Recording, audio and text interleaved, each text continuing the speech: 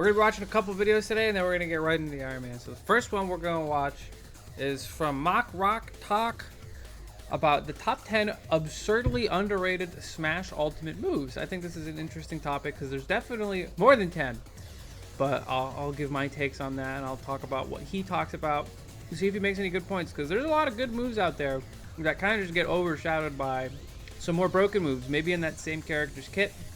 Or have you ever heard the sentence that Link's Nair on any other character would make that character immediately jump up like 20 spots? Like, high key, that's spitting. You've changed, man. Chat hasn't been saying anything interesting for the last like 4 minutes, so I'm starting the video. And you can't stop me, dude. That plenty of them just don't make it to the spotlight, even if they're quite powerful. And that's what we're looking at today. He showed Doc Nair, and that move is not good. Just, like, it's okay. It's not a great move. I feel like most players know which moves are broken, you know? We'll see. This character's moveset is just ridiculous. Anyway, the choice this time around is down air. Even at a base level, just down air? Doing the kinds of things you want down airs to do, this is so good at them. Yeah, sure, it's an offstage spike like any other, except that you don't really need to worry about lining the timing up too well. Throw it. That's not true at all. People fall out of down air all the time. It's not like one of those like multi-hit moves that like don't connect really. Or rather, like one of those multi-hit moves that just like magically connect every time. It's not like that at all. I feel like his down air is just okay. You know, I don't think it's amazing. I think where it shines is like those like weird like down tilt rising down air loops. But that's like one use case. Except this time around, it comes with the benefit of the hitbox starting up while Lucas is still rising into the air, but also still persisting up to and past the point where a normal stomp would be active, so it beats spot dodge. And you can use it to drag an opponent off stage, then spike them. You can use the same timing to beat ledge jump mid-percent. Now, it's true it can be a little finicky sometimes to go for extended down air loops because Lucas Webb, what are you doing playing a Lucas, man? Has a sour spot and a sweet spot, and sometimes the down air, even if you hit the sweet spot, will put his... Also, it's inconsistent.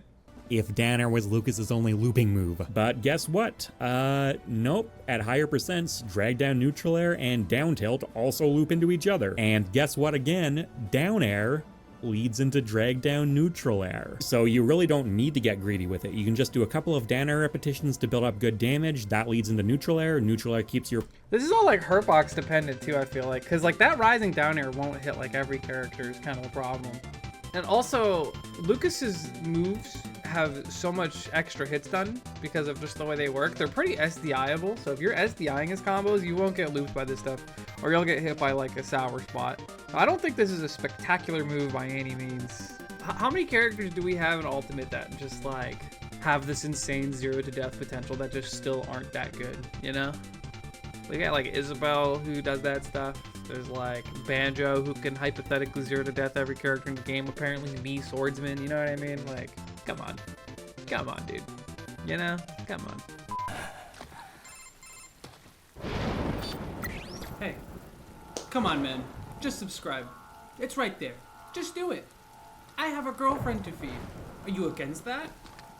It's messed up. It's low. Here we are. To this day, I still think that Lucas is one of the overall most underrated characters in Smash Ultimate, and down air isn't the central focus of what he's up to most. You should try playing neutral with Lucas, because his neutral kind of sucks is kind of the problem. He's like so reliant on like 2 moves that... I don't know. Well, that's not the conversation here. Whatever. Lucas is not good. Down air's not broken. Wii Fit Trainer's up tilt. This anti-air, I'm pretty sure, never loses. And it shield pokes. This is actually a pretty good move. But it actually still does the job just fine and introduces a boatload of extra damage on top of it. That's great and all, but what really puts this move on the list is its hitbox. What the hell is that? It's like grounded cloud up air. Like, what the heck is this? Wii Fit is high tier, you're coping. Character's still not great. 2 arm pokes up with a butt hitbox tacked on for good measure. It didn't have that in Smash 4, by the way. Wow, looks like those Iron Bun workout videos are really paying off. Especially because that arm is fully invincible. It'll beat essentially anything you throw at. Having a dedicated anti-air like that on a character that's fast, like Wii Fit, like especially fast with like deep breathing and stuff. This up tilt's actually very good. I actually agree with him on this one. You can catch air dodges, get some lingering protection. It's an active hitbox too. That's another thing people don't talk about. Maybe get a meaty hit at the legs. It's super reliable. Next up is another up tilt I've gotten a ton of requests for. King DDD's headbutt. Okay, but broken? Like underrated? Like, I don't know. People know it's a kill move. It's just a kill move. I don't know. This is another Let's hear him out. I have to be convinced. It doesn't have the same ridiculous oversized hitbox that Wii Fit Trainers does, but it is still a bit disjointed and his head is invincible. And despite the lack of a butt hitbox, it still covers a lot of horizontal space quite quickly. It comes out on frame 7, which by King DDD standards is very good. Now, being an up tilt instead of an up smash means you can't use it out of shield, which makes it almost inarguably worse, but still, it's not a bad tool to have. That combination of speed, coverage, and kill power also makes it very good for ledge trapping, which is already one of King DDD's strengths as a character. And like with Mario's up smash, it's got that thing going on where frame data wise it's not actually safe on shield, but you can kind of fudge it sometimes. If people know not to like, any good player will get their shield up tilted by DDD and know it's not their turn. Unless you have something heinous out of shield, you let DDD up tilt your shield and then you walk away. It's just like one of those things, you know? There's a lot of like mid-level characters that like, it hits your shield and you're locked into shield for like a weirdly long time, and your sixth sense should tell you what the hell is going on. Also, you guys didn't tell me that this thing showed up and now I'm down here. Like, what the heck? My overlay just keeps changing out of nowhere. What is going on? It's fake. It's totally fake. People who know the matchup won't die to this, but you know what? It's King DDD. A lot of people don't. Going back to that shield stuff though, there is actually one more use case I want to bring up. Parry up tilt cancel. This is a tech that Chunky Kong, the DK player, initially. Nobody will do this. Still, you know, maybe King DDD's very. I don't agree with this one. I'm not totally sold on this up tilt being broken. Underrated, maybe. I think it's a good move. I don't think it's like people should know at this point, you know. Okay, and while I'm here, I might as well cover another Kirby character, Kirby, and no, you're not about to say Rock. Specifically, his fan favorite Stone. Now, I don't. This was gonna take a lot of convincing how the most telegraphed move, suboptimal for edge guarding in most cases. This move is nichely useful in edge guards against characters that like have too big of a hitbox when recovering. You can't down air them with Kirby, so you do the rock instead. I'll hear him out. I don't really have a ton of fancy stuff to talk about for this one, but what I can say is this is very well understood as like a bad casual move, right? It's a staple of big item battles on Hyrule Temple, not so much the competitive scene, but there are some very legitimately good competitive Kirby players out there at this point, and I've been surprised by just how much Stone has crept its way into their game plans. Like, it's just like a stall and fall. It's alternative use, you know? Sometimes you will see them use Stone for edge guards. It's kind of a risky option, but there are plenty of characters where... I guess I agree with him in the way that it is underrated, right? Because I will agree, overall. He says it's mostly seen as a casual move and totally trash and trolling, but it does actually have uses, so I will agree that it is underrated. Like he says, Kirby would rather come back to stage through ledge and not get juggled in the air because of his garbage mobility in the air. So Rock just helps with that. So did you guys know you can actually break the rock? There are moves that you can do that will hit Kirby out of the rock, and in some cases it's counters. So if you see him coming down and you have like a really strong counter or something, I'm pretty sure you can hit him out of it. And it'll work. It's not a great option, True. But because it's not a great option, people don't expect great players to do it. And honestly, even Spitting. phrasing it like that may undersell it a bit. Kirby's no top tier threat, but personally I think he's better than a lot of people give him credit for, and there are people out there who take him very seriously and are capable of going up against best of the best. That's crazy. That MKLeo of all players got and there baited are by the rock. Trade with back air. Okay, then heading into another special move, we have Byleth's Arid Bar. Surely you guys know this move is heinous, right? Shield stun city, big ass hitbox, grab the ledge with it, because for some reason you can grab ledge out of doing this move.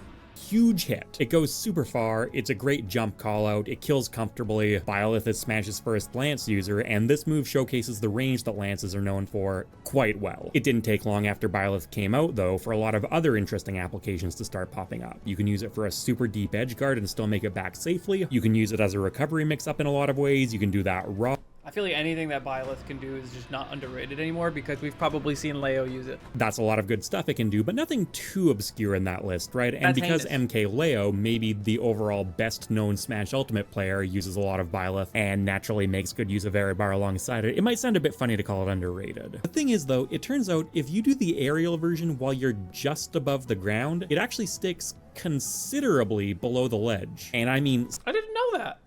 That's news. Seriously, wow, it really goes down there, so it turns out to be a great 2-frame, which I just don't see people do. And the brilliant part is that it also covers most of their other options. Being able to hit ledge hang and ledge jump with a single move is like the holy grail of ledge trapping. Very few characters have that. I'm convinced.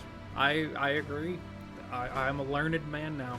I think that move's underrated now that I know about that, and I will be trying to abuse it hopefully today. Yeah, new Iron Man tech, exactly. Okay, some more DLC coming at you here. Min Min's dash attack is up next. I know this is so, broken. Quick question.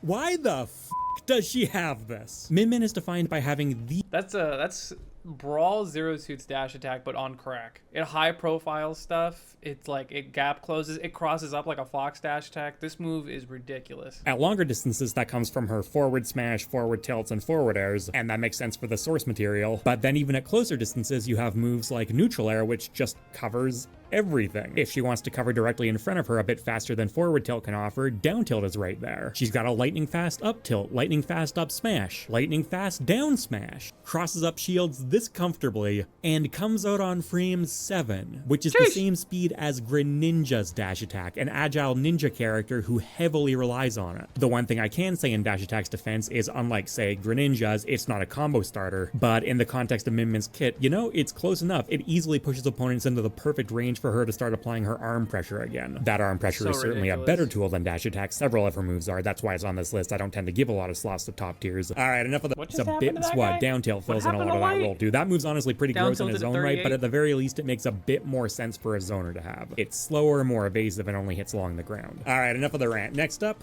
we have Robin's Thunder Tome. So I think this clip speaks for itself. The problem is like it's Robin. Robin's, oh my! Robin's not scared of just getting killed. This is a good one. Thunder's broken. Yeah. From a neutral beat. If you do hear any competitive players praise good Robin moves, it'll tend to be the Levin Sword stuff, and rightfully so. Well, hey, basic Thunder, the super fast... I try to do this stuff too. If you watch my Robin play, I just... Thunder!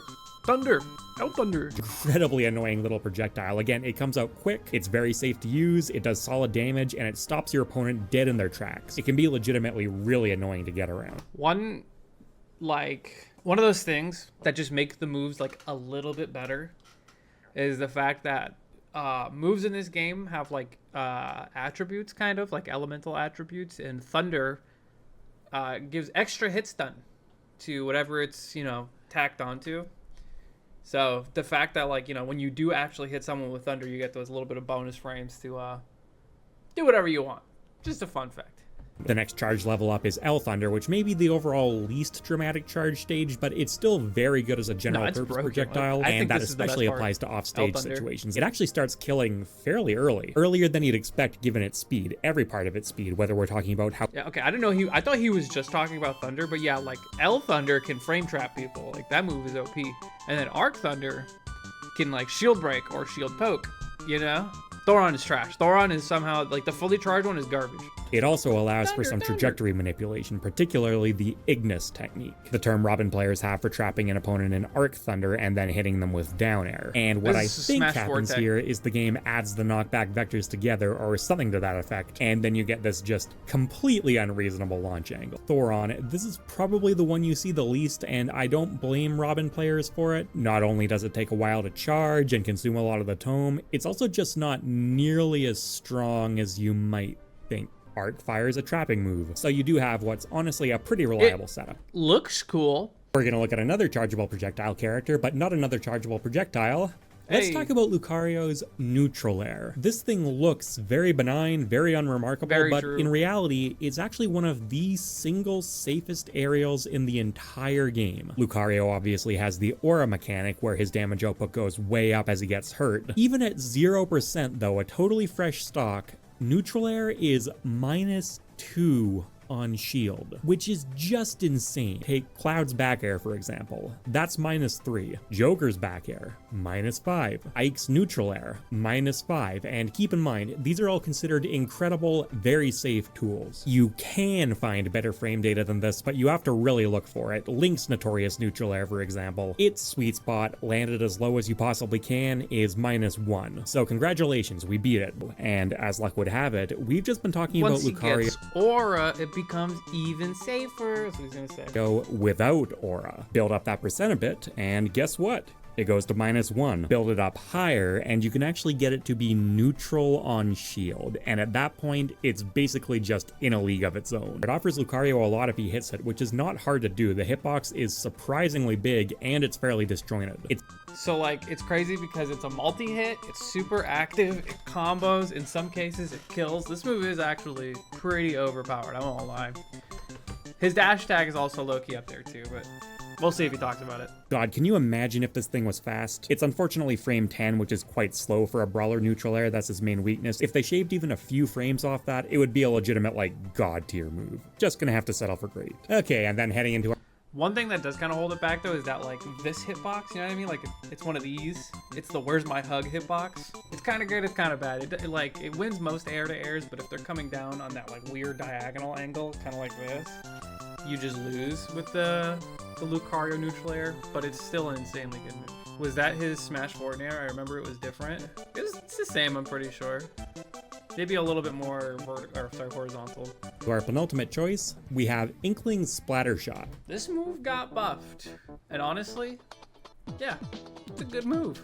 Shout out to Surstack, by the way, who's been very persistent about it. I gotta admit, I always kind of forget about this one, partially because everyone kind of forgot about Inkling in general, and partially because, you know, the character's not really played like a zoner. I gotta say though, yeah, this thing is super annoying. There are very few projectiles in Smash that can cover both the ground and the air without any kind of movement commitment on your part. Splatter Shot accomplishes the fact that if you get too close and it puts you into stun is crazy. That it's so obnoxious. It has like no end lag too. They can just react to you trying to jump over and just stop doing it. And functionally, it's unpunishable. You can use it to get off the ledge very comfortably. Even if they shield it, you're still chilling. That kind of shield pressure makes it very good for an offensive setup too. Your opponent really doesn't have time to do much. That low ending lag also makes it easy to weave into your game plan however you want. But in matchups where that's more difficult, this is a phenomenal fallback tool for applying pressure. It does. I think the only thing that holds this move back from being like broken is the fact that it spends a lot of ink. So if you just settle for shielding it or just avoid it altogether, like it's fine. And there's like a lot of like larger hitboxes that like better characters have that can just outrange the splatter shot. So like I don't know if it's underrated. I don't know what the general consensus is on Inkling splatter shot because yeah, like you said, ain't nobody played this character. But then if you bury them and then instantly B-reverse splatter shot just a single hit, they end up popping out right in front of you instead, which makes follow-ups much easier, especially on heavier characters, the characters you can't just pluck out of the ground with up smash. Yeah, it's not something I could really find Inkling players doing nowadays. It seems easy and good, so maybe it's just... I mean, the reason you don't see it is because you might as well just hit them.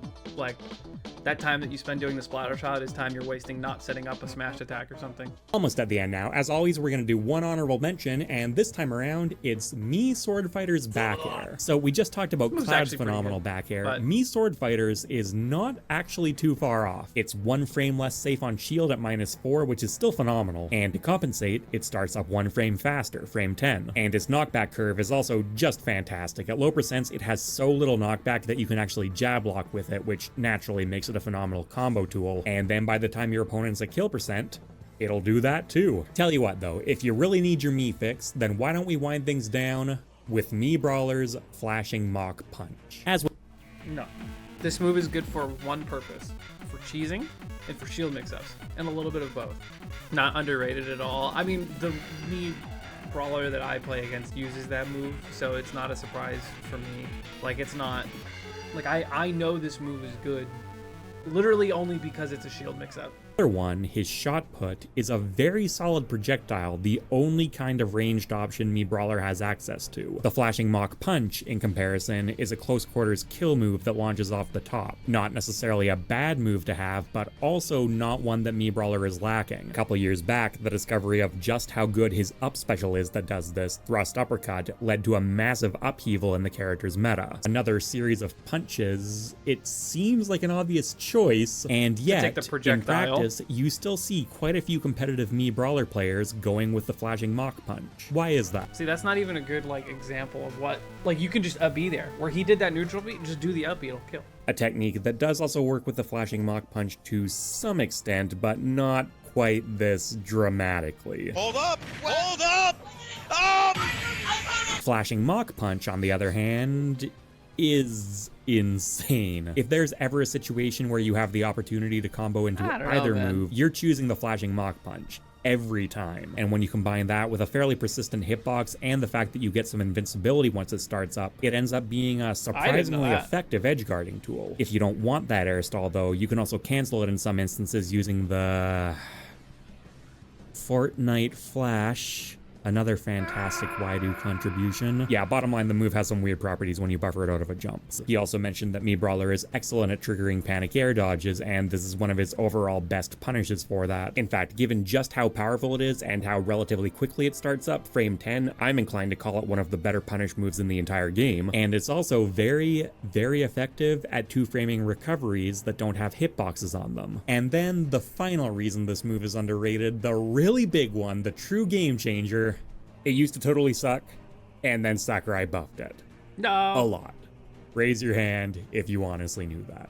I kind of disagree with that last one just because, like I don't like that last move just because, like, sure, there are use cases for it, but I guess we're talking about underrated.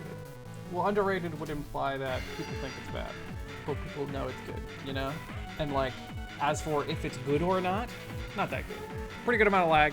Kind of predictable, in my opinion. The range is not very good. Not a lot of checkmate scenarios you can put people in. If you're getting falling up aired by basically any character at like 90%, you're probably dead anyway.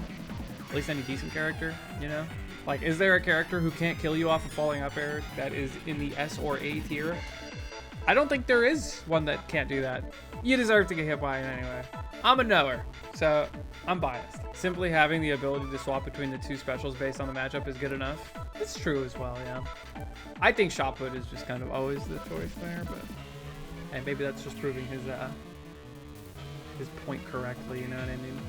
I'm trying to think of like some other move that people might not know about. I'm like looking towards like the bottom end of the tier list for the most part, but Rose's down tilt is indeed a war crime. Yeah, but we've been known since Smash 4, you know?